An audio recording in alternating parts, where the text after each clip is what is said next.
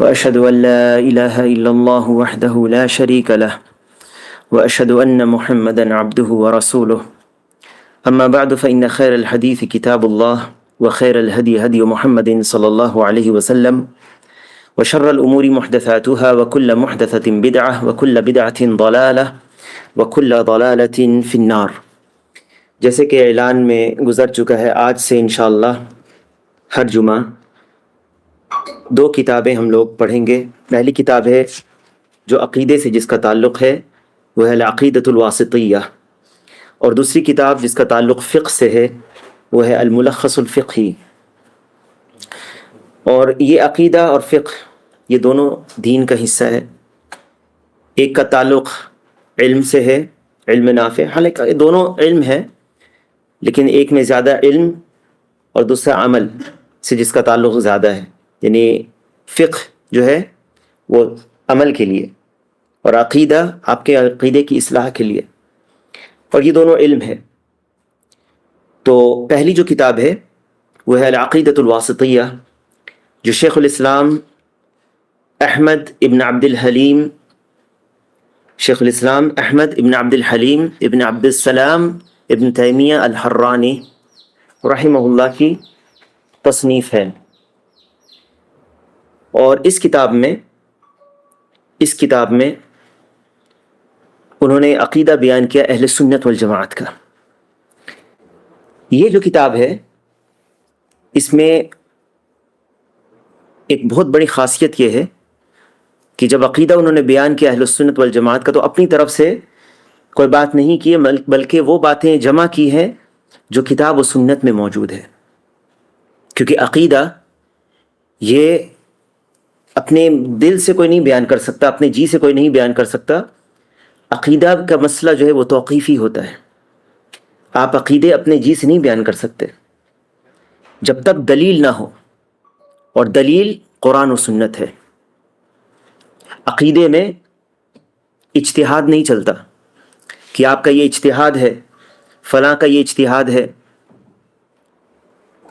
آپ کا اجتہاد عقیدے میں نہیں چلتا، آپ کی رائے عقیدے میں نہیں چلتی۔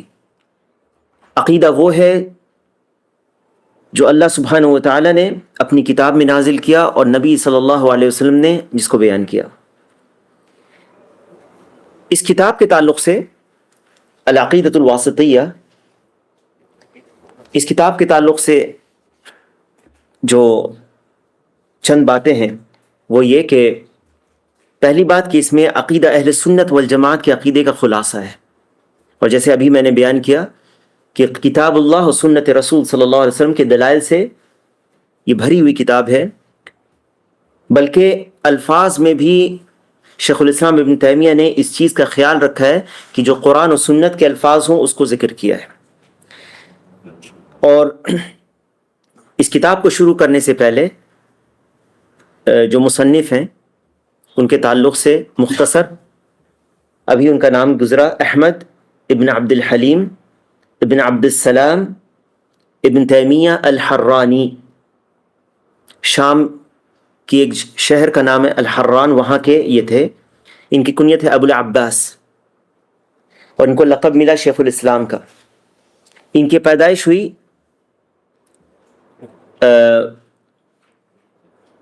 661 ہجری میں، کہا جاتا ہے کہ 10 ربیع الاول 661 ہجری میں ان کی پیدائش ہوئی۔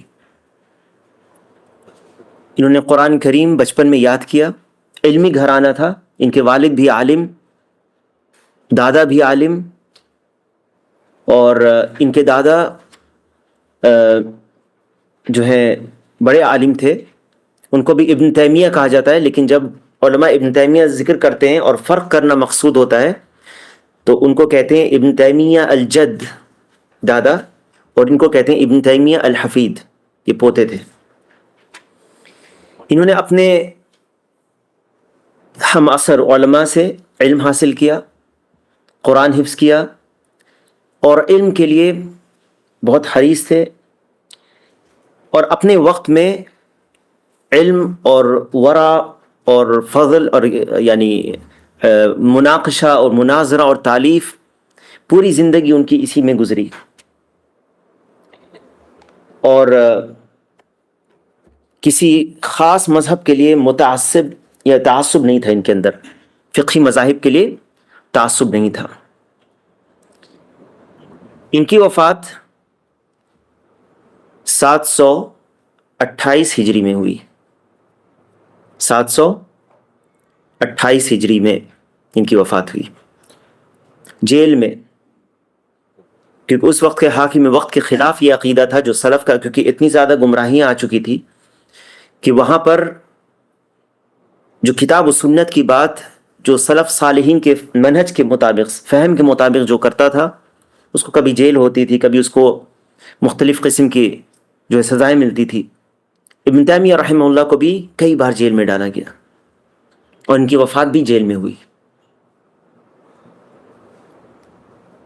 کہا جاتا ہے کہ 20 ذی القعدہ 728 ہجری کو ان کی وفات ہوئی، رحمت اللہ رحمتاً واسعہ۔ یہ جو رسالہ ہے العقیدۃ الواسطیہ، اس کے پیچھے ایک قصہ ہے۔ شیخ الاسلام کے پاس ایک شخص واسط سے آیا۔ واسط ایک جگہ کا نام ہے، یا اس وقت ایک جگہ کا نام تھا جو بصرہ اور کوفہ کے درمیان میں تھا، اور اس جگہ کو واسط کو بسانے والا کون تھا؟ حجاج بن یوسف نے بسایا تھا اس کو، واسط جگہ کو۔ وہاں سے ایک شخص جو قاضی تھا اصل میں واسط کا، وہ اپنے حج کے سفر کے دوران شام سے گزرا تو یہ ابن تیمیہ سے ملاقات کر کے علم حاصل کیا، ان کے پاس وقت گزارا، علم حاصل کیا حج کے سفر کے دوران۔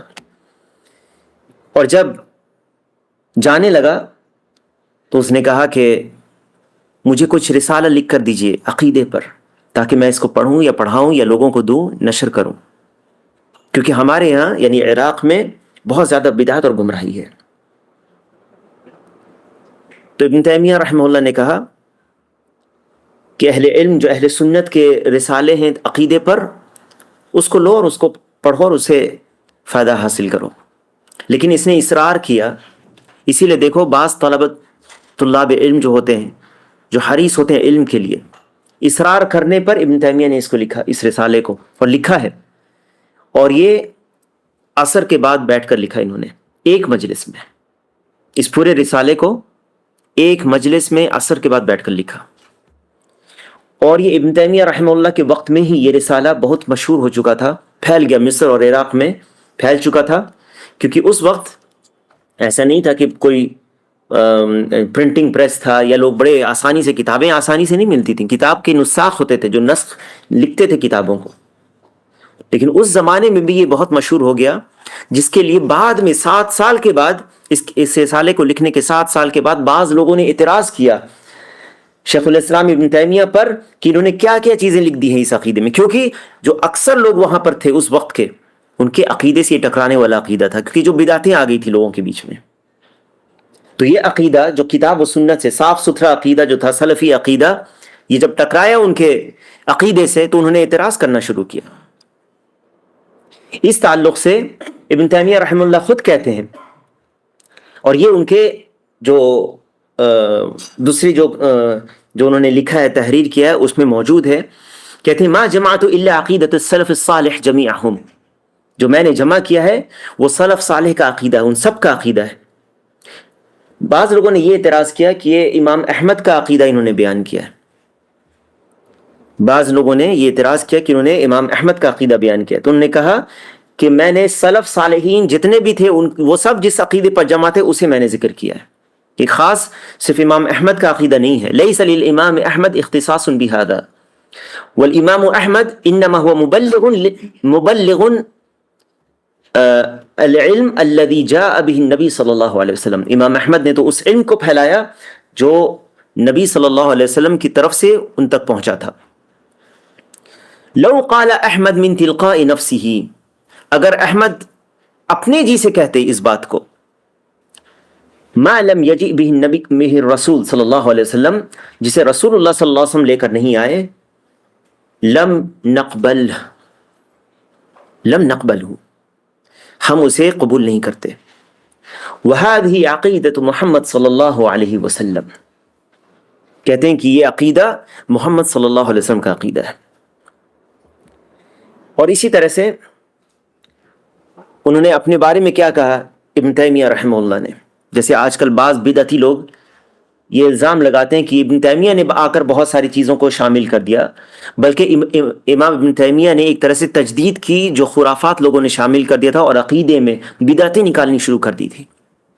ابن تیمیہ رحمہ اللہ خود کہتے ہیں اما الاعتقاد فلا یؤخذ عنی، غور سے سنو، جہاں تک عقیدے کا سوال ہے عقائد مجھ سے نہیں لیا جاتا، فلا یؤخذ عنی ولا عن من هو اکبر منی، اور نہ ہی مجھ سے بڑے سے کسی سے لیا جاتا ہے عقیدہ، بل یؤخذ عن اللہ ورسولہ، بلکہ عقیدہ اللہ اور اس کے رسول سے لیا جاتا ہے صلی اللہ علیہ وسلم۔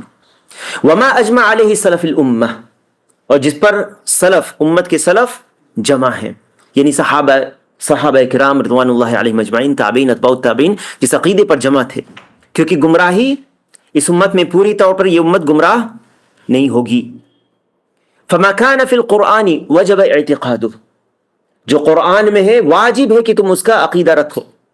وكذلك ما ثبت ما في الاحاديث الصحيحه مثل البخاری ومسلم، اور اسی طرح جو صحیح احادیث میں جو ثابت ہے، جس کی صحیح بخاری اور مسلم میں، وہ عقیدہ تمہارا ہونا چاہیے۔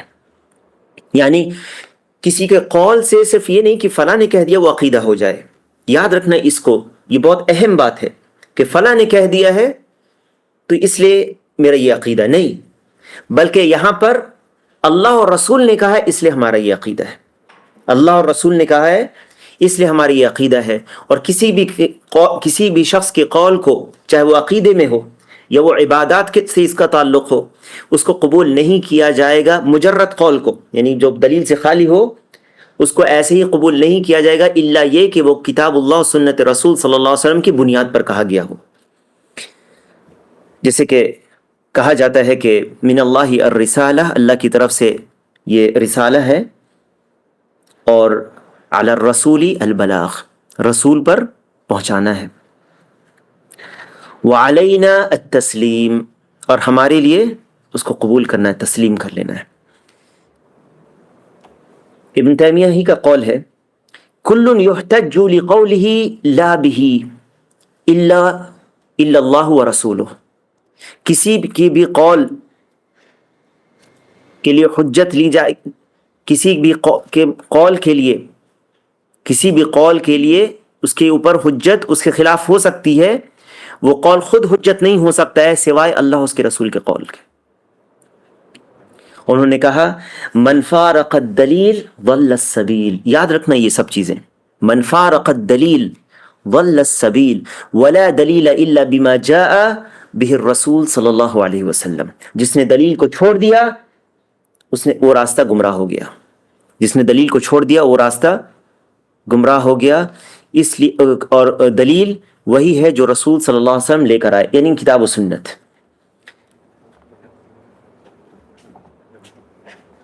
امام بن تیمیہ کی وفات کب ہوئی؟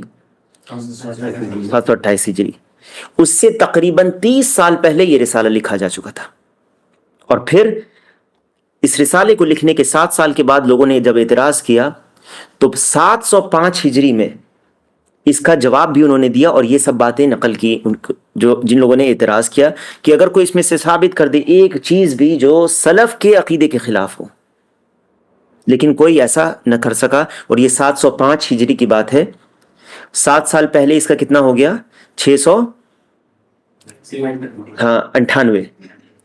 698 میں یہ رسالہ لکھا گیا، جبکہ ان کی عمر کتنی تھی شیخ الاسلام ابن تیمیہ کی؟ 37 سال، 37 سال کی عمر میں انہوں نے اس رسالے کو لکھا۔ آتے ہیں، یہ جو شرح ہمارے پاس ہے یہ شیخ صالح الفوزان حفظہ اللہ کی شرح ہے، اس سے ہم لوگ جو فائدہ ہے وہ پڑھیں گے، اور یہ بہت ہی مختصر اور اچھی عمدہ شرح ہے۔ شیخ خود کہتے ہیں اس کے شروع میں شیخ کے بارے میں ابھی بیان نہیں کر رہا ہوں، لیکن صرف یہ کہ جو شرح ہے وہ بہت بڑی نہیں ہے، مختصر ہے، اور آپ کے سامنے یہ موجود ہے، شرح العقیدۃ الواسطیہ شیخ الاسلام، اور یہ جو تالیف ہے شیخ دکتور صالح الفوزان حفظہ اللہ کی ہے۔ کہتے ہیں بسم اللہ الرحمن الرحیم، الحمد للہ رب العالمین۔ پہلے میں شرح جو ہے شارح یعنی شیخ صالح الفوزان حفظ اللہ، ان کی میں تمہید ایک طرح سے پڑھ رہا ہوں، ان کے جو انہوں نے مقدمے کے طور پر لکھا ہے. کہتے ہیں بسم اللہ الرحمن الرحیم الحمد للہ رب العالمین والصلاة والسلام علی نبینا محمد وعلی آلہ وصحبہ اجمعین وبعد. فهذا شرح مختصر على العقيدة الواسطية لشيخ الإسلام ابن تيمية قد قمت بإعداده من المصادر التالية. کہتے ہیں یہ مختصر شرح ہے عقیدۃ الواسطیہ پر شیخ الاسلام ابن تیمیہ کی جو ہے، اور میں نے اسے تیار کیا ہے بعض مصادر سے. اب شیخ خود بیان کر رہے ہیں کہ میں نے کہاں سے اس کو بیان کیا ہے، مصادر. کہتے ہیں پہلا الروضۃ الندیہ شرح العقیدۃ الواسطیہ للشیخ زید بن عبد العزیز بن فیاض. یہ پہلی شرح ہے جس کا انہوں نے ذکر کیا. اس سے انہوں نے اور بعض انہوں نے اپنے طلب علم کے دوران جو نوٹس تھا اس کو بھی اس میں شامل کیا، جیسے کہ آگے بیان ہوگا. دوسرا التنبیہات السنیہ علی العقیدۃ الواسطیہ للشیخ عبد العزیز بن ناصر الرشید. بہت ہی عمدہ شرح ہے یہ جو شرح ہے التنبیہات السنیہ علی العقیدۃ الواسطیہ شیخ عبد العزیز بن ناصر الرشید رحمہ اللہ کی. یہ 2 جلدوں میں ہے، چھپ چکی ہے، اور آج کل شیخ عبد الرزاق بن عبد المحسن العباد حفظہ اللہ اس کا درس دے رہے ہیں مسجد النبوی میں. شیخ کا ایک اور درس پہلے العقیدۃ الواسطیہ کی شرح وہ مکمل کر چکے ہیں، دوبارہ اس شرح سے اس کا درس دے رہے ہیں. مغرب کے بعد ہوتا ہے ان کا درس. تیسری جو کتاب ہے کہتے ہیں التنبیہات اللطیفہ فی ما احتوت علیہ الواسطیہ من المباحث المنیفہ للشیخ عبد الرحمن بن ناصر السعدی.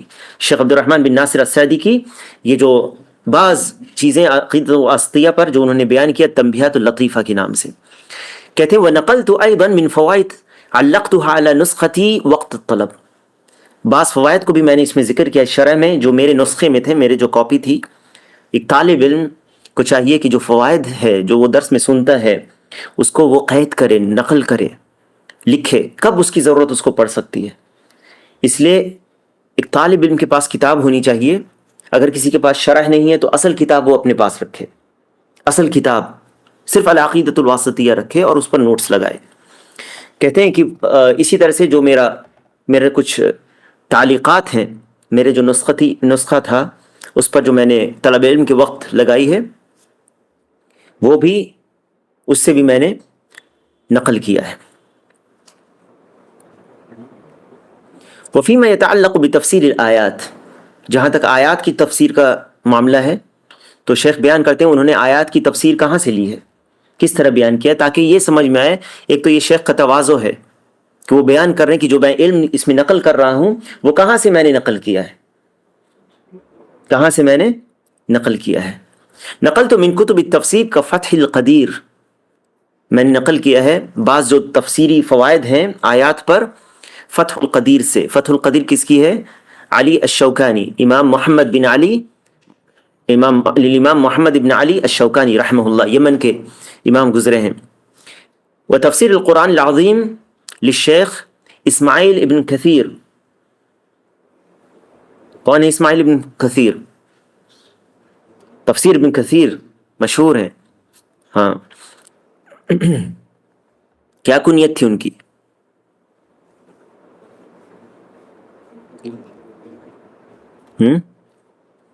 ابو الفدا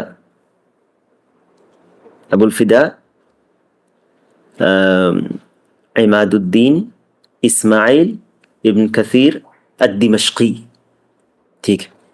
اور یہ ابن کثیر رحمہ اللہ یہ خود شاگردوں میں سے ابن تیمیہ کے. ٹھیک ہے. کہتے ہیں وَأَسْأَلُ اللَّهَ أَن يَنْفَعَ بِهِ وَيَجْعَلُهُ مُؤَدِّيًا لِلْمَطْلُوب. میں اللہ سے دعا کرتا ہوں کہ اسے اللہ تعالیٰ نفع بخش بنائے اور جو مطلوب جو ہم چاہتے ہیں اس کو وہ پورا کرنے والا اسے بنائے. مِن تَوْضِيحِ هَذِهِ الْعَقِيدَةِ الْعَظِيمَةِ، جو اس عقیدے کی وضاحت ہے مطلوب وہ اسے پوری ہو. وَأَن يَغْفِرَ لِي مَا وَقَعَ مِنِّي مِن خَطَأٍ، اور اگر کوئی غلطی مجھ سے ہو گئی ہے اس میں تو اللہ تعالیٰ میری مغفرت فرمائے. وَيُثِيبَنِي عَلَى مَا فِيهِ مِن صَوَابٍ، ذرا آواز کو بند رکھیں. وَيُثِيبَنِي عَلَى مَا فِيهِ مِن صَوَابٍ، اور مجھے اس پر ثواب دے جو میں نے صحیح چیز اس میں پائی. انہ سمیع مجیب، اللہ تعالیٰ سننے والا ہے، مجیب ہے. وصلی اللہ علی نبینا محمد وآلہ وصحبہ والحمد للہ رب العالمین. اب سب سے پہلے متن میں پڑھوں گا العقیدۃ الواسطیہ کا جو شروع والا متن ہے. قال المصنف، جب کہا جائے تو ہم پڑھیں گے اس طرح سے.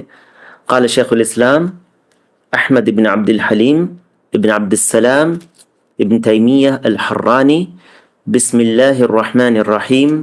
الحمد للہ الذی ارسل رسولہ بالہدى ودین الحق لیظہرہ علی الدین کلہ وکفى باللہ شہیدا واشہد ان لا الہ الا اللہ وحدہ لا شریک لہ اقرارا بہ وتوحیدا واشہد ان محمدا عبدہ ورسولہ صلی اللہ علیہ وعلی آلہ وسلم تسلیما مزیدا.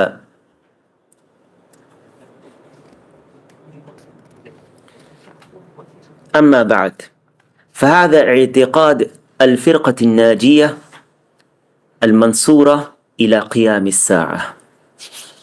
حمد و ثنا کے بعد کہتے ہیں اور نبی صلی اللہ علیہ وسلم پر درود و سلام کے بعد کہتے ہیں اما بعد فهذا اعتقاد الفرقة الناجية، فهذا اعتقاد الفرقة الناجية المنصورة إلى قيام الساعة. یہ عقیدہ ہے، اعتقاد ہے فرقہ ناجیہ کا، نجات پانے والی فرقہ کا، جو مدد کی جائے گی، اللہ کی طرف سے مدد آئے گی، جیسے کہ حدیث میں الطائفۃ المنصورہ، قیامت تک کے لیے، قیامت تک کے لیے. اس سے پہلے کہ ہم اس چیز پہ آئیں، یہ انشاءاللہ اگلے درس میں بیان ہوگا، آج صرف مقدمہ بیان ہوگا.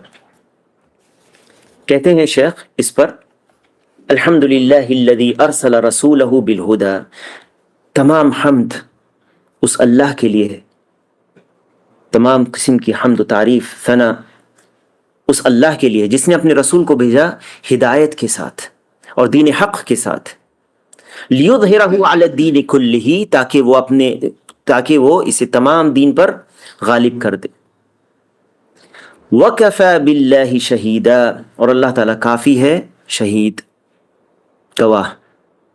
واشہد ان لا الہ الا اللہ وحدہ لا شریک لہ، میں گواہی دیتا ہوں کہ اللہ کے سوا کوئی سچا معبود نہیں، کوئی عبادت کے لائق نہیں. وحدہ لا شریک لہ، وہ اکیلا ہے، اس کا کوئی شریک نہیں.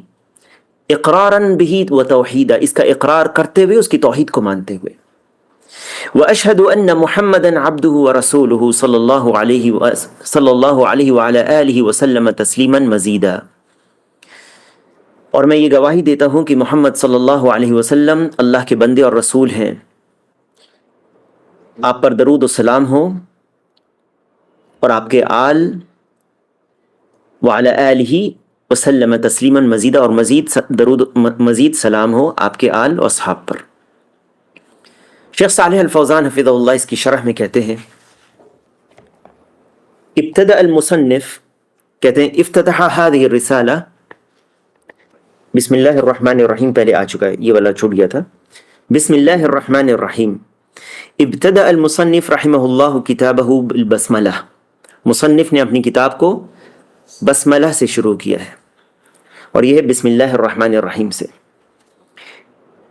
اقتداء بالکتاب العزیز حیث جاءت البسملہ فی ابتداء کل سورة ما عدا سورة براءہ، اللہ کی کتاب کی اقتداء کرتے ہوئے، کیونکہ اللہ کی کتاب میں سب سے پہلے جب آپ مصحف کو کھولتے ہیں تو سب سے پہلے کیا ہے؟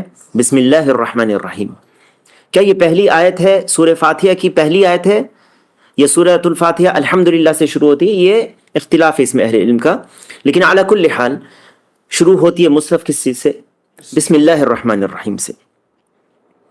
واقتداء بالنبی صلی اللہ علیہ وسلم حیث کان یبدأ بها فی مکاتباته، اور اسی طرح نبی صلی اللہ علیہ وسلم کی اقتداء کرتے ہوئے، نبی کی پیروی کرتے ہوئے، کیونکہ نبی صلی اللہ علیہ وسلم بھی جب اپنے رسالے خط بھیجواتے تھے تو لکھتے کس طرح لکھواتے؟ بسم اللہ الرحمن الرحیم سے شروع کراتے تھے. اور اسی طرح سے بسم اللہ الرحمن الرحیم سے شروع کرنا یہ انبیاء علیہ السلام کی سنت ہے، یہ انبیاء کا طریقہ ہے. جیسے کہ سلیمان علیہ السلام کا جب خط بلقیس کو ملا تو اس نے کیا کہا؟ انہ من سلیمان و انہ بسم اللہ الرحمن الرحیم. کہتے ہیں وقولہ بسم اللہ الباء للاستعانہ، با استعانہ کے لیے، استعانہ مدد کے لیے، مدد چاہنے کے لیے، ہم اللہ سے مدد چاہتے ہیں اللہ کے ناموں کے سے. الاستعانہ والاسم فی اللغہ ما دل علی مسمى، اسم کہتے ہیں جو کسی چیز پر دلالت کرے کسی چیز پر، کوئی چیز ہوتی ہے. وعند النحویین ما دل علی معنی فی نفسی ولم یقترن بزمان، جو کسی چیز کا معنی بیان کرے اور وہ زمانے سے اس کا تعلق نہ ہو. زمانے سے جس کا تعلق ہوتا ہے وہ فعل ہوتا ہے. والجار والمجرور متعلق بمحذوف ينبغي ان يقدر متأخرا ليفيد الحصر. جار اور مجرور یہاں پہ، بیا حرف جار ہے، اسم مجرور ہے، اسی لیے بسمی، جو عربی جانتے ہیں وہ سمجھ لیں گے. نہیں آ رہا ہے تو کوئی مسئلہ نہیں ہے، جس کو نہیں بھی سمجھ میں آ رہا ہے تو بعض چیزیں کوئی ضروری نہیں کہ آپ ساری چیزیں سمجھ لیں. اگر کچھ دشواری ہو رہی ہے تو آگے انشاءاللہ سمجھیں گے. تو اس کا تعلق محذوف سے ہے، یعنی یہاں پر مقدر ہے کوئی چیز. مقدر وہ چیز ہے جو لکھی نہیں گئی ہے لیکن وہ سمجھ میں آتی ہے کہ یہاں پہ ہے. مثال کے طور پر اگر آپ کہتے ہیں کھانے سے پہلے بسم اللہ، تو اس کا معنی ہے بسم اللہ آکل، میں اللہ کے نام سے کھاتا ہوں. لیکن آپ نے کھانا نہیں بولا کہ میں کھاتا ہوں، لیکن آپ نے صرف کہہ دیا بسم اللہ، اس کا معنی آپ اللہ کے نام سے کھاتے ہیں. جو فعل ہے وہ مقدر ہے، فعل کھانا آپ کا، یہ آپ نے ذکر نہیں کیا بسم اللہ آکل، میں بسم اللہ اللہ کے نام سے کھاتا ہوں آپ نہیں کہتے، لیکن آپ صرف بسم اللہ کہتے ہیں. تو یہاں پر جو فعل ہے یہ مقدر ہے، یعنی کہ یہاں پر ذکر نہیں کیا گیا ہے. یہ ہر اس جگہ کے لیے مناسب ہوگا جہاں پر بسم اللہ بولا جا رہا ہے. جس فعل کے لیے وہ مناسب ہے اس فعل کے لیے آپ نے بسم اللہ کہا. مثال کے طور پر جب آپ پڑھتے ہیں تب بھی آپ کہتے ہیں بسم اللہ، جب آپ کھاتے ہیں تب بھی آپ کہتے ہیں بسم اللہ، جب آپ گھر سے نکلتے ہیں تب بھی آپ کہتے ہیں بسم اللہ، جب آپ اچھا کام شروع کرتے ہیں آپ کہتے ہیں بسم اللہ. لیکن اس بسم اللہ کے ساتھ آپ اس فعل کو نہیں ذکر کرتے، تو یہاں پر یہ فعل ظاہر نہیں ہے. ٹھیک ہے، کبھی کبھی یہ فعل ذکر ہوتا ہے، کبھی کبھی یہ فعل ذکر ہوتا ہے، اور یہ فعل کبھی پہلے بھی ہو سکتا ہے اور بعد میں. جیسے اقرأ بسم ربک، پڑھو اللہ کے نام سے، تو یہاں پر فعل پہلے اقرأ بسم ربک. اور کبھی بسم اللہ مجریہا و مرساہا، لیکن یہاں پر فعل مقدر ہے، محذوف ہے. ان یقدر متأخرا لیفید الحصر، حصر کا فائدہ دیتا ہے، یعنی میں اللہ کے نام سے، اس کی مدد سے، اس کے برکت سے شروع کرتا ہوں. واللہ، حصر کا معنی میں صرف اللہ کے نام یا تمام ناموں سے، یہ بھی اس کا معنی ہو سکتا ہے. واللہ اعلم علی الذات المقدسہ ومعناہ ذو الالوہیہ والعبودیہ. اللہ تعالیٰ، اللہ کا نام ہے اللہ، اور اس کا معنی ہے جو ذو الالوہیہ، الوہیت والا، والعبودیہ، اور جس کی عبادت لوگ کی جاتی ہے، علی خلقہ اجمعین، مشتق من اللہ یألہ الوہا بمعنى عبد یعبد عبادہ، فاللہ الہ بمعنى مألوہ ای معبود. اللہ تعالیٰ الہ ہے یعنی معبود ہے، یعنی حقیقی معبود اللہ ہے جس کی عبادت کی جاتی ہے. والرحمن الرحیم اسمان کریمان من اسمائہ الحسنى. الرحمن اور الرحیم اللہ کے دو اچھے ناموں میں سے ہیں. دالانی علی اتصافہ تعالی بالرحمہ، یہ دونوں بتاتے ہیں اللہ تعالیٰ کی صفت رحمت پر، یہ دلالت کرتے ہیں. اللہ تعالیٰ کی صفت رحمت، علی ما یلیق بجلالہ، اللہ تعالیٰ کے تمام نام جو ہیں وہ حسنہ ہیں، اچھے ہیں، سب سے اچھے ہیں. اور ہر نام جو ہے وہ صفت پر دلالت کرتا ہے، اور یہ صفات جو ہیں وہ صفات کمال ہیں. یہ کیا ہیں؟ یہ صفات کمال ہیں جس میں کسی بھی طرح کا عیب اور نقص نہیں ہو سکتا. ہر عیب اور نقص سے اللہ تعالیٰ پاک اور منزہ ہے. تو جب اللہ سبحانہ و تعالیٰ کمال کی صفات سے متصف ہے تو ہم اسی کی عبادت کرتے ہیں جو اس کے لائق ہے، وہ اللہ ہے، اور ہم اس پر اس کی تعریف بھی کرتے ہیں جیسے کہ آگے آئے گا. فالرحمن ذو الرحمہ العامہ لجمیع المخلوقات. رحمان یہ عام رحمت ہے، تمام مخلوق کو اللہ تعالیٰ رزق دے رہا ہے، ان پر رحم کر رہا ہے، سب اس میں شامل ہیں. اللہ تعالیٰ کافروں کو بھی کھلا رہا ہے، ان کو بھی پلا رہا ہے، انہیں بھی عافیت دے رہا ہے، انہیں بھی بیماری سے شفا یابی دے رہا ہے، اور مومنوں کی بھی. لیکن رحیم جو ہے یہ خاص صفت ہے اللہ کی، ذو الرحمہ الخاصہ بالمؤمنین، جو مومنوں کے لیے خاص ہے، جیسے کہ اللہ کا فرمان ہے وَكَانَ بِالْمُؤْمِنِينَ رَحِيمًا.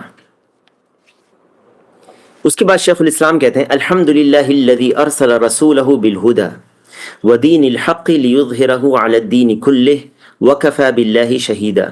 شیخ صالح الفوزان حفظہ اللہ کہتے ہیں افتتح هذه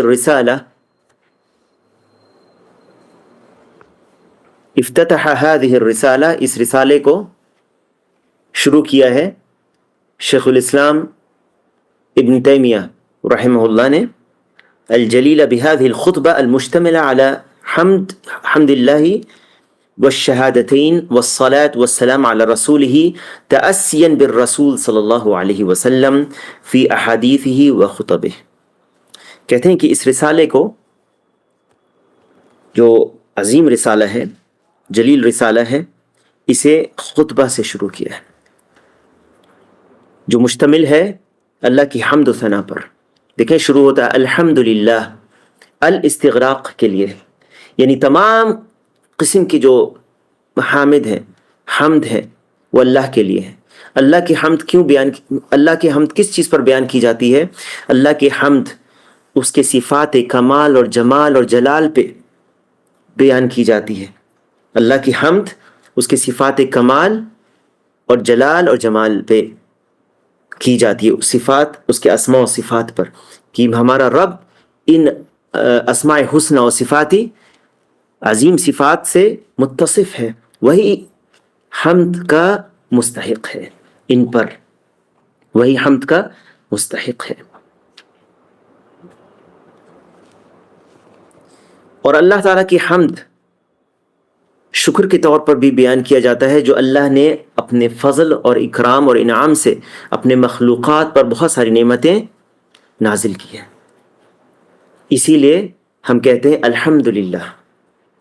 اللہ کا فرمان ہے کہ وَمَا بِكُم مِّن نِعْمَةٍ فَمِنَ اللَّهِ، تمہارے جو بھی نعمت ہے وہ اللہ کی طرف سے ہے. وَمَا بِكُم مِّن نِعْمَةٍ فَمِنَ اللَّهِ، وہ اللہ کی طرف سے. تو اللہ کی حمد ہم بیان کرتے ہیں اس کے صفات کمال اور جمال، اس کے اسماء حسنہ و صفاتی پر، اور اس کے افعال پر بھی، جو اللہ تعالیٰ فیصلہ کرتا ہے اس پر بھی اس کی تعریف بیان کی جاتی ہے. کہتے ہیں کہ حمد و ثنا اور شہادتین اور صلاۃ والسلام رسول صلی اللہ علیہ وسلم پر نبی کے اقتداء کرتے ہوئے تأسین بالرسول فی احادیثہ و خطبہ، جیسے کہ رسول اللہ صلی اللہ علیہ وسلم اپنے احادیث اور خطبے میں بیان کرتے تھے. وعملا بقولہ صلی اللہ علیہ وسلم، اسی طرح اللہ کے نبی صلی اللہ علیہ وسلم کے اس قول کے مطابق عمل کرتے ہوئے کل امر ذی بال لا یبدأ فیہ بحمد اللہ فهو اقطع، جو بھی اہم کام اللہ کی حمد و ثنا سے نہ شروع کیا جائے وہ برکت سے خالی ہوتا ہے. گرچہ اس روایت میں اہل علم کا کلام ہے، اسے ابو داؤد وغیرہ نے روایت کیا ہے، اہل علم کا اس روایت پر کلام ہے. اسی طرح بعض روایتوں میں ہے کل امر ذی بال لا یبدأ فیہ بسم اللہ، اللہ کے نام سے نہیں شروع ہوتا ہے. اس روایت پر بھی کلام ہے، لیکن بعض علماء کہتے ہیں یہ حسن لغیرہ کے درجے تک پہنچتی ہے. وَيُرْوَى، شیخ کہتے ہیں اسی طرح، اور روایت کیا جاتا ہے بسم اللہ الرحمن الرحیم ومعنى اقطع، یعنی بسم اللہ الرحمن الرحیم کے تعلق سے بھی اس طرح کی روایت کی جاتی ہے. ومعنى اقطع کا معنی کیا ہے؟ ای معدوم البرکہ، وہ برکت سے خالی ہوتا ہے. ويجمع بين الروايتين للحديث بأن الابتداء ببسم الله حقيقي وبالحمد لله نسبی اضافی. اسی طرح سے دونوں حدیث کو اگر جمع کر دیا جائے، دونوں روایت کو، جس میں بسم اللہ کا بھی ذکر ہے، کل امر ذی بال لا يبدأ فيه بسم اللہ فهو اقطع، اور بعض روایتوں میں بحمد اللہ ہے، تو کہا جائے گا کہ اگر دونوں روایتوں کو جمع کر دیا جائے، اگر یہ مانتے ہوئے کہ یہ روایت حسن لغیرہ ہی ہے، اس درجے تک پہنچتی ہے، تو ہم کہیں گے کہ بسم اللہ سے جو ہے وہ حقیقت میں ہم شروع کریں گے، اور بحمد اللہ نسبی اضافی اس کے ساتھ. قولہ الحمدللہ، الالف واللام للاستغراق، استغراق کے لیے، ان تمام کی تمام جو محامد حمد وہ اللہ کے لیے ملکن و استحقاقا، اللہ ہی کے لیے ہے، اللہ ہی مستحق ہے ان حمد و ثنا کا. والحمد لغت میں حمد کس کو کہتے ہیں؟ الثناء بالصفات الجمیلہ والافعال الحسنہ. حمد کہتے ہیں کہ تعریف کرنا، جس کی حمد بیان کی جا رہی ہے اس کے صفات پر اس کی تعریف بیان کرنا، اور اس کے افعال. اسی لیے ابھی تھوڑا دیر پہلے یہ بیان ہوا کہ جو حمد ہم لوگ کہہ رہے ہیں، حمد الحمدللہ، یہ اللہ کی صفات پر، اس کے افعال پر ہم کرتے ہیں استحقاقاً، یعنی سب چیزیں اللہ کی ہے، اللہ ہی کی ملک ہے، اللہ ہی کی ہے، اور یہ حمد بھی اللہ ہی کے لیے، اور اللہ ہی تعالیٰ مستحق ہے اس حمد کا. یعنی مستحق کون ہے الحمد کا؟ کسی اور کے لیے ہم الحمد نہیں کہہ سکتے. کسی کی تعریف اگر ہم بیان کرنا چاہیں مخلوق کی تو ہم ثنا کہہ سکتے ہیں، لیکن الحمد نہیں کہہ سکتے. الحمد خاص اللہ کے لیے ہے. ٹھیک ہے. للہ تقدم الکلام علی لفظ الجلالہ، اللہ تعالیٰ کے لیے، للہ اللہ کے لیے. الذی ارسل رسولہ، اللہ سبحانہ وتعالی یحمد علی نعمہ التي لا تحصى. ابھی تھوڑا دیر پہلے یہ بیان ہوا کہ وما بکم من نعمت فمن اللہ، جو بھی نعمتیں ہیں وہ اللہ کی طرف سے، اور سب سے بڑی نعمتوں میں جو ہمیں ملی ہے وہ اللہ تعالیٰ نے ہماری رہنمائی کے لیے رسولوں کو بھیجا، کتاب کو نازل کیا. تو اسی طرح سے اور ہمیں ہماری رہنمائی کی کتاب و سنت کی طرف. تو وما بکم من نعمت فمن اللہ میں سب سے پہلے اللہ تعالیٰ نے رسول کو بھیجا ہدایت کے ساتھ. ارسل الذی ارسل رسولہ، اللہ تعالیٰ نے اپنے رسول کو بھیجا. الذی ارسل رسولہ، اللہ سبحانہ وتعالی یحمد علی نعمہ التي لا تحصى، اللہ تعالیٰ کی وہ نعمتیں جسے ہم گن نہیں سکتے، جنہیں ہم گن نہیں سکتے. من اجل هذه النعم، انہی نعمتوں کی وجہ سے اللہ تعالیٰ نے رسولوں کو بھیجا. الذی بعث رسولہ محمدا صلی اللہ علیہ وسلم، اللہ تعالیٰ نے اپنے رسول محمد صلی اللہ علیہ وسلم کو بھیجا. والرسول لغتاً، رسول کس کو کہتے ہیں؟ رسول کس کو کہتے ہیں؟ رسول کی تعریف کیا ہوتی ہے؟ اس کتاب میں جب ہم پڑھیں گے تو بہت ساری چیزوں کی تعریف آئے گی تاکہ آپ سمجھ جائیں کہ اس لفظ کا معنی کیا ہوتا ہے. الذي ارسل رسول، الرسول لغت میں رسول کس کو کہتے ہیں؟ من بعث برسالۃ، جنہیں رسالت کے ساتھ بھیجا گیا، کوئی پیغام دے کر اللہ تعالیٰ نے بھیجا. اور شرعاً، یہ لغتاً اور شرعاً کیوں فرق کرتے ہیں؟ لغتاً عام ہے اور شرعاً خاص ہے. اور کوئی پیغام لے جانے والا ایلچی، پیغام جو پہنچانے والا ہے وہ رسول ہے. ٹھیک ہے، وہ رسول ہے. لیکن شرعی طور پر رسول جس کو کہا جاتا ہے وہ کون ہے؟ وہ رسول جو لغتاً ہے اس میں آیا من بعث برسالۃ، جسے کوئی میسج کے ساتھ، کسی رسالے کے ساتھ بھیجا گیا. وہ شرعاً، اور شرعاً کہیں گے کس کو؟ یعنی شریعت میں رسول کس کو کہیں گے؟ کیونکہ لغتاً بھی رسول کا ذکر آیا ہے قرآن میں.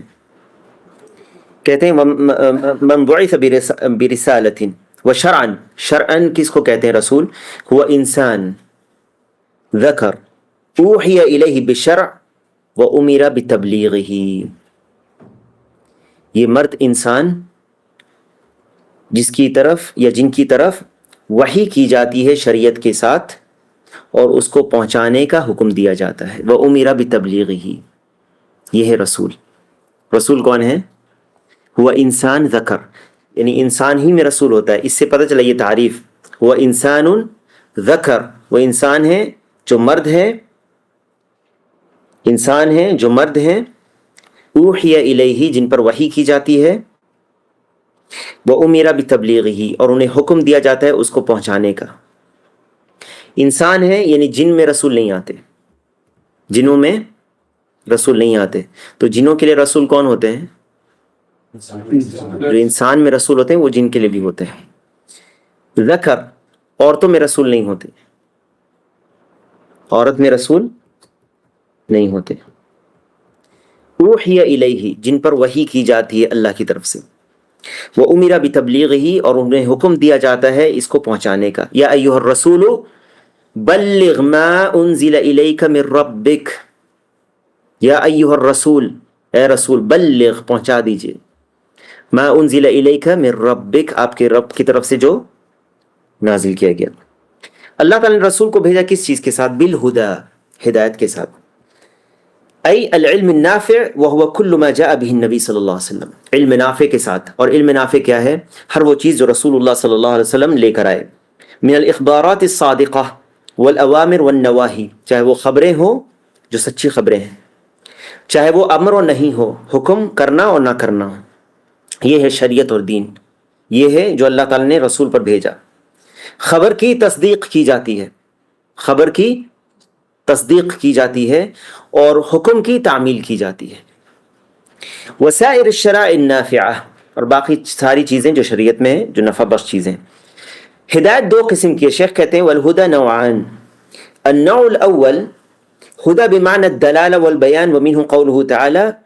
ہدایت دو قسم کی، پہلی دلالت اور بیان کی ہدایت.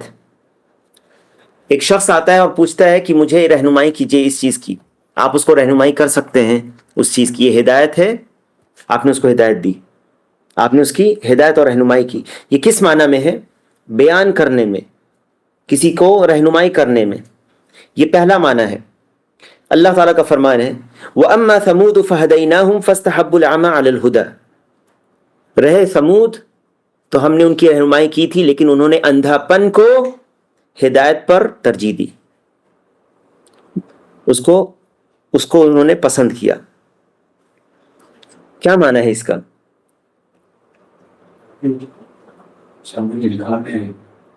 ہدایت دو قسم کی ہوتی ہے، ہدایت دو قسم کی ہوتی ہے. پہلی ہدایت الدلالہ والبیان.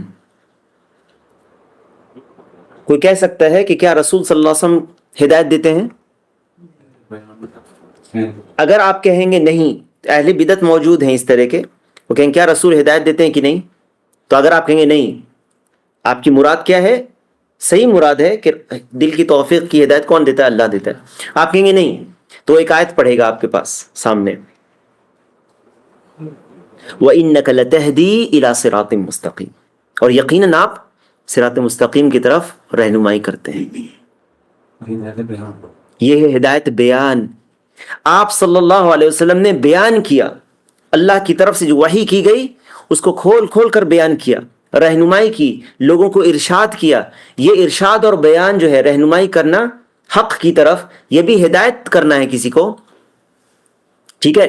بلکہ یہ صرف رسول صلی اللہ علیہ وسلم تک ہی نہیں، بلکہ اہل علم و طلاب علم کوئی بھی کر سکتا ہے یہ چیز، بشرطے کہ وہ علم کی روشنی میں ہو، ہے نا.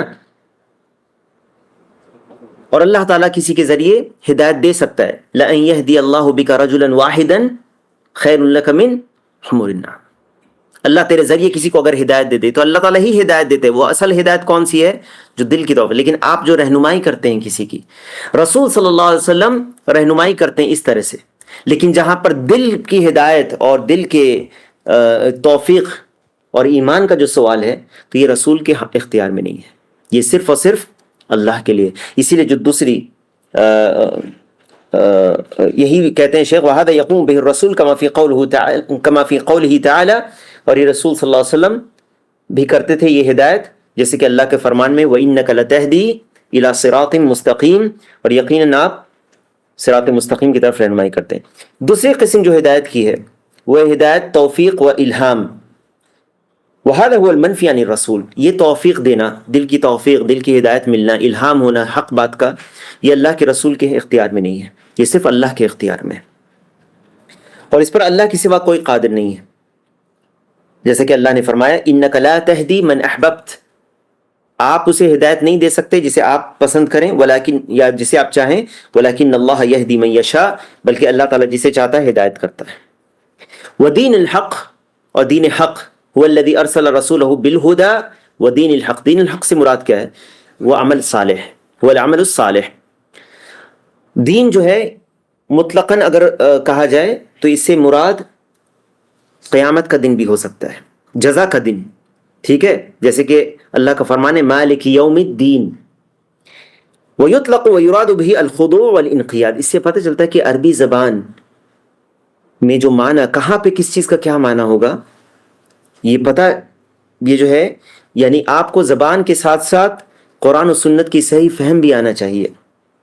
نہیں تو معنی آپ صرف عربی جاننا کافی نہیں ہے، کیونکہ دین کا معنی ایک دین یہ بھی ہے یوم الدین جو جزا کا دن، اور ایک دین جو ہمارا دین ہے وہ بھی ہوتا ہے، ایک خضوع اور انقیاد کے معنی میں بھی ہوتا ہے. اور اضافت الدین الی الحق من اضافت الموصوف الی صفته ای الدین الحق، یعنی حق کا دین. والحق مصدری حق یحق بمعنی ثبت ووجب وضده الباطل، جس کا ضد باطل ہے. اور یہ دین ہم جانتے ہیں دین اسلام، اور جو شریعتیں ہیں وہ اس سے مراد ہے یہاں پر. لیظہرہ علی الدین کلہ، یعنی وہ اپنے باقی تمام دین پر اس کو غالب کر دے. اللہ نے اپنے رسول کو ہدایت اور دین حق کے ساتھ بھیجا ہے تاکہ وہ غالب کر دے اسے اور تمام دین پر. ای لیعلیہ علی جمیع الادیان بالحجۃ والبیان والجہاد حتی یظہر علی مخالفیہ من اہل الارض، یہاں تک کہ اللہ تعالیٰ اس کو غالب کر دے اپنے دین کو حجت اور بیان سے اور جہاد سے، یہاں تک کہ جو اس کی مخالفت کرنے والے ہیں زمین میں جتنے بھی قسم کے لوگ، من عرب و عجم و ملیین. ملیین کون ہیں؟ جو دو ملتیں یہود و نصارہ کی، و مشرکین، یہ سب کے جو حجج جو دین کے خلاف ہوتے ہیں وہ باطل ہو جائیں اور دین حق ظاہر ہو جائے. وقد وقع ذلك، اور ایسا ہی ہوا کیونکہ مسلمان نے جہاد کیا اللہ کے حق میں، اللہ کی راہ میں جیسا کہ جہاد کرنا تھا. حتی اتسعت رقعۃ البلاد الاسلامی وانتشر هذا الدین فی المشارق والمغارب، یہاں تک کہ زمین فتح ہوئی اور دین پھیل گیا مشرق سے مغرب تک. وکفی باللہ شہیدا، کافی ہے اللہ تعالیٰ شہید گواہ، یعنی اللہ تعالیٰ کافی ہے اپنے رسول پر اور مطلع ہے، جانتا ہے تمام افعال جو علی جمیع افعالہ، ہر وہ چیز جو رسول صلی اللہ علیہ وسلم کر رہے ہیں، اور آپ کی مدد کرنے والا بھی ہے اللہ آپ کے دشمنوں کے خلاف. وفی ذلک دلالۃ قاطعہ علی صدق ھذا الرسول، اس سے پتہ چلتا ہے کہ اللہ تعالیٰ اپنے رسول کو جان رہا ہے، رسول کے افعال کو بھی جان رہا ہے، اور رسول صلی اللہ علیہ وسلم کی سچائی اور صداقت کی یہ دلیل ہے. کیسے؟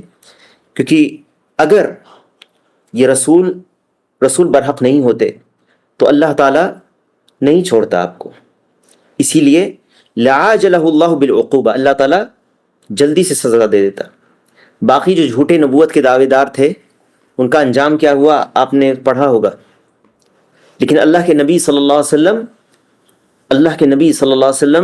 کو اللہ تعالیٰ نے مدد کی، دین غالب کیا، نصرت ہوئی مسلمانوں کی. جیسے کہ اللہ کا فرمان ہے وَلَوْ تَقَوَّلَ عَلَيْنَا بَعْضَ الْأَقَاوِيلِ لَأَخَذْنَا مِنْهُ بِالْيَمِينِ ثُمَّ لَقَطَعْنَا مِنْهُ الْوَتِينَ، اور اگر یہ ہم پر کوئی بات بنا لیتے، گڑھ لیتے نبی صلی اللہ علیہ وسلم اگر ہم پر، تو ہم اس کا دائنا ہاتھ پکڑ لیتے، پھر اس کی شہ رگ کاٹ دیتے. یہ وعید، یہ بات کیوں؟ کیونکہ اللہ کے نبی صلی اللہ علیہ وسلم بھی اللہ کی طرف کوئی بات نہیں منسوب کر سکتے تھے. یہ دین اللہ کا ہے اور اللہ کے رسول صلی اللہ علیہ وسلم نے اس دین کو پہنچا دیا جیسے پہنچانا تھا، اور آپ نے نہ کچھ اس میں سے کمی کی اور نہ ہی اپنی طرف سے کوئی زیادتی کی. وَأَشْهَدُ أَن لَا إِلَهَ إِلَّا اللَّهُ، یعنی میں اعتراف کرتا ہوں، میں اس چیز کا اقرار کرتا ہوں، اعتراف کرتا ہوں کہ کوئی سچا معبود نہیں ہے سوائے اللہ کے، کوئی عبادت کے لائق نہیں ہے سوائے اللہ کے. اشہد ان لا الہ الا اللہ کہنے کے بعد وحدہ لا شریک لہ کا کیا فائدہ ہے کہنے کا؟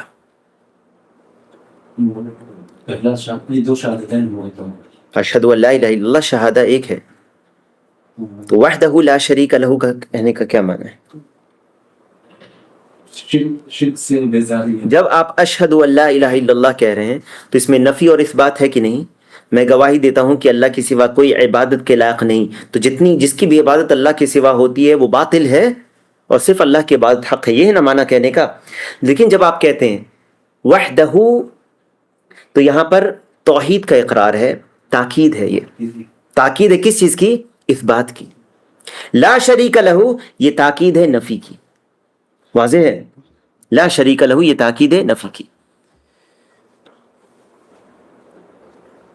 فی ہاتین الکلمتین تاکید لما تضمنته شہادت ان لا الہ الا اللہ من النفی والاثبات. اب سمجھ گئے؟ نفی الالہیہ عما سوى اللہ واثباتها للہ.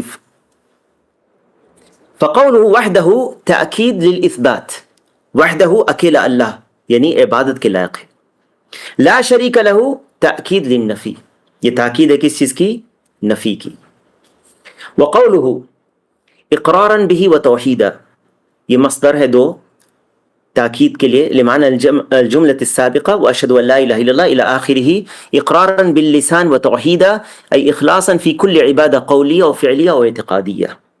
یعنی ہم لا الہ الا اللہ جو کہتے ہیں تو اپنی زبان سے کہہ رہے ہیں، اپنے دل سے بھی اس کو سچا مانتے ہوئے کہہ رہے ہیں، اخلاص کے ساتھ اپنے زبان میں اس توحید کا ذکر کرتے ہوئے، اور اپنی عبادت کو، ہر قسم کی عبادت کو، چاہے وہ قولی ہو جیسے لا الہ الا اللہ، یا فعلی ہو جیسے اللہ کے لیے سجدہ اور صلاح صرف اللہ کے لیے کرتے ہیں، اس میں کسی کو شریک نہیں کرتے، اور اپنے عقیدے کو بھی اسی طرح مانتے ہیں کہ اللہ کے سوا کوئی مستحق نہیں ہے اس عبادت کا، اور جو بھی جس کی بھی عبادت ہوتی ہے اللہ کے سوا وہ عبادت باطل ہے، وہ عبادت غلط ہے۔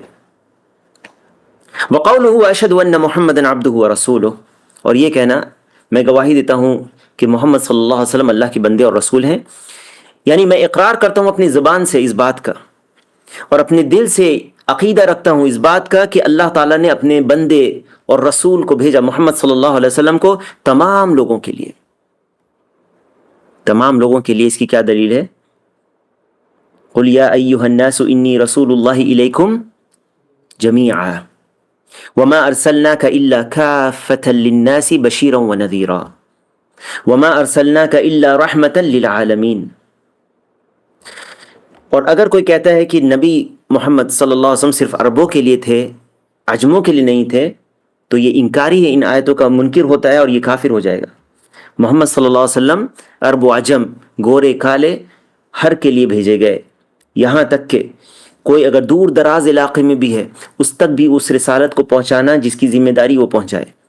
یہ رسول اللہ کا دین، ایک وقت آئے گا جب یہ دین، کوئی گھر ایسا نہیں بچے گا، ٹھیک ہے، جہاں یہ دین پہنچ نہیں جائے۔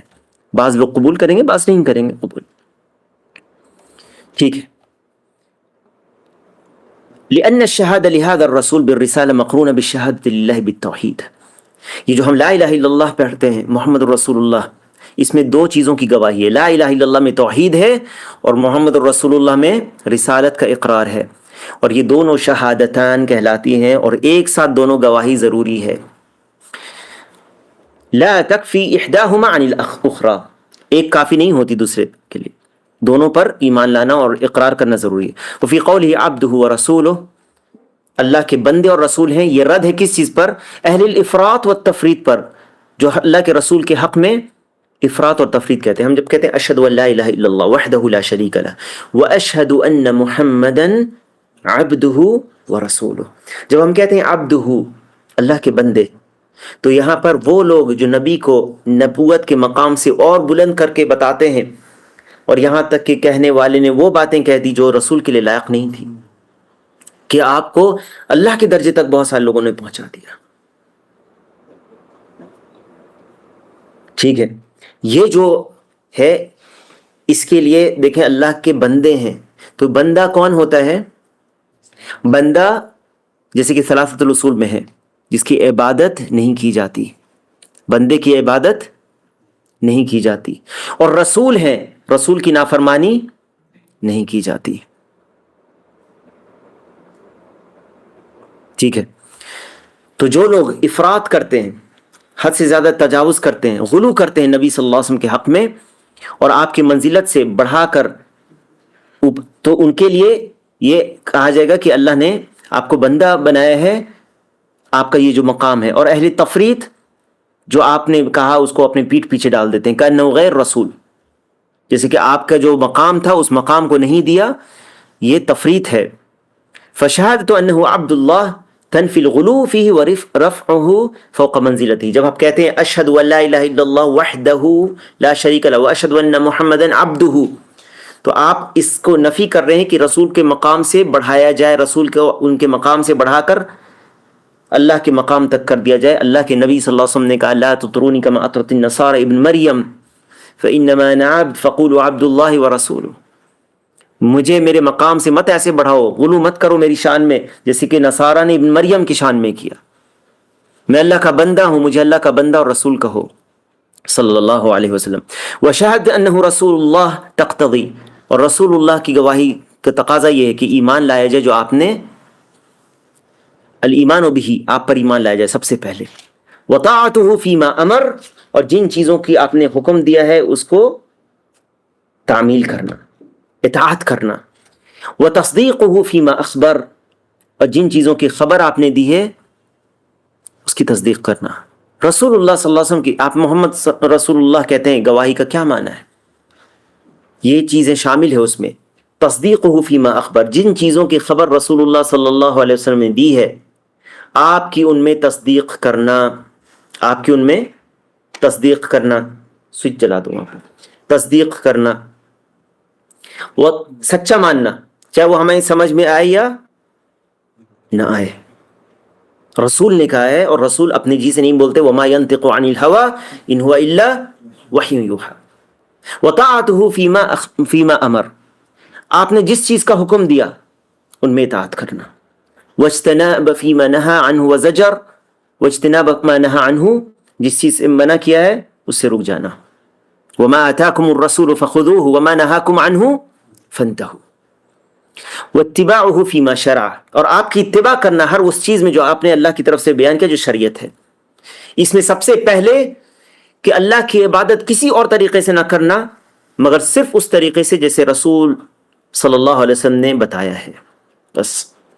کیونکہ اگر آپ نے عبادت اپنی طریقے سے کی جو رسول اللہ صلی اللہ علیہ وسلم نے نہیں بتایا تو یہ طریقہ بدعت ہوگا، اور اللہ کا تقرب کبھی حاصل نہیں ہو سکتا بدعت سے، کیونکہ بدعت عند اللہ مردود ہے، اللہ کے نزدیک مقبول ہے یا مردود ہے؟ مردود ہے۔ من احدث فی امرنا هذا ما ليس منه فهو رد، من عمل عملا ليس عليه امرنا فهو رد، جس نے کوئی ایسا عمل کیا جس پر ہمارا عمل نہیں تو وہ مردود ہے۔ وقول صلی اللہ علیہ الصلاۃ لغة الدعاء، صلاۃ کہتے ہیں لغت میں دعا کو۔ واصح ما قیل فی معنى الصلاۃ من اللہ علی الرسول، اللہ کی طرف سے صلاۃ رسول پر کیا معنی ہے اس کا؟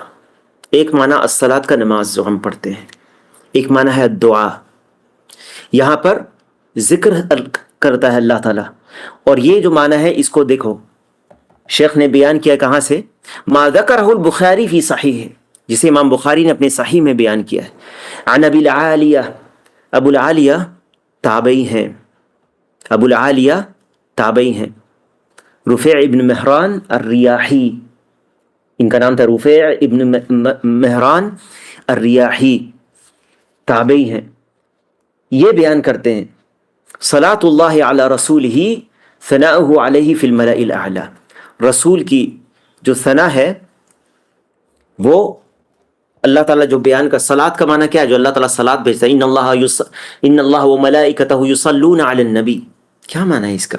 کیا صلاۃ کا معنی وہ ہے جو ہم نماز پڑھتے؟ نہیں، وہ معنی نہیں ہے، بلکہ صلاۃ کا معنی اللہ تعالیٰ ثنا بیان کرتا ہے اپنے رسول کی ملائے اعلیٰ میں جو اللہ کے مقرب فرشتے ہیں وہاں پر۔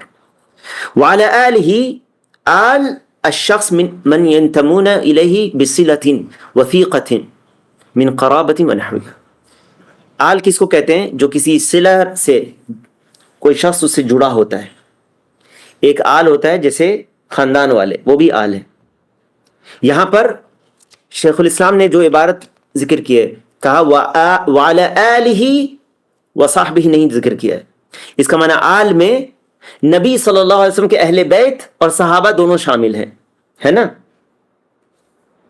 آل جب ذکر ہے آل ہی تو آپ صلی اللہ علیہ وسلم کے اہل بیت، صحابہ، اہل بیت میں سے جو صحابی ہیں وہ بھی، اور صحابہ جو اہل بیت کے باہر کے ہیں وہ بھی، اور ہر وہ جن کا تعلق رسول اللہ صلی اللہ علیہ وسلم کے پر ایمان لانے سے ہے اور آپ کے رسالت کی گواہی دینے سے ہے اور آپ کی اطاعت اور اتباع کرنے سے ہے، وہ بھی آپ کے آل میں ہیں، وہ بھی آپ کے آل میں ہیں، اس معنی میں جیسے شیخ بیان کر رہے ہیں، جسے شیخ بیان کرتے ہیں کہ وَأَحْسَنْ مَا قِيلَ فِي الْمُرَادِ بِآلِ الرَّسُولِ، ایک تو آل الرسول جو نبی صلی اللہ علیہ وسلم کے گھر والے ہیں، جو آپ کے اہل والے ہیں، ہے نا، اہل ہیں، لیکن آل کا ایک معنی یہ بھی ہوتا ہے کہ جو آپ کی اتباع کرنے والے ہیں، ہنا انہم اتباعہ علی دینہ، آپ کے دین پر آپ کی اتباع کرنے والے۔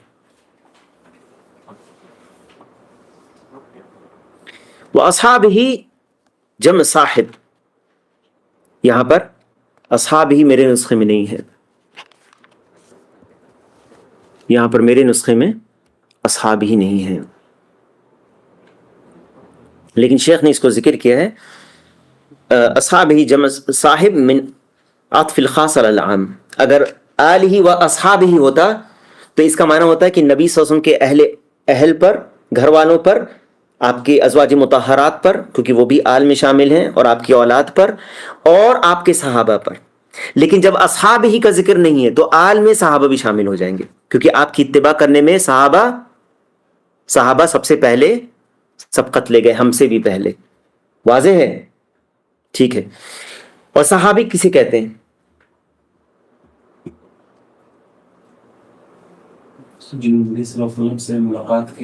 بارک اللہ فیک. من لقی النبی صلی اللہ علیہ وسلم مؤمنا به ومات على ذلك. یہ ہے تعریف. من لقی النبی، من رأى النبی نہیں. بعض لوگ کہتے ہیں جس نے نبی صلی اللہ علیہ وسلم کو دیکھا. بعض صحابہ تھے جو نابینا تھے، تو کیا وہ صحابی نہیں ہوئے؟ ہوئے، کیونکہ ملاقات کی، گرچہ ایک لمحہ بھی کیا ہو. یہ فضیلت دیکھو نبی صلی اللہ علیہ وسلم کی صحبت کا، ایک لمحہ بھی گرچہ انہوں نے کیا ہو، گرچہ ساتھ نہ رہے ہو، لمبی صحبت نہیں اختیار کی، لیکن ایک لمحہ بھی آپ سے آ کر ملاقات کی ہو، وہ صحابی ہیں. اگر ان کی موت اسلام پر ہو گئی، کیونکہ بعض لوگ مرتد ہو گئے، وہ صحابی نہیں رہے. مؤمنا به ومات على ذلك. رسول اللہ صلی اللہ علیہ وسلم پر ایمان لاتے ہوئے آپ سے ملاقات کی، اور اس کے بعد اسی حالت میں ان کی موت ہو گئی.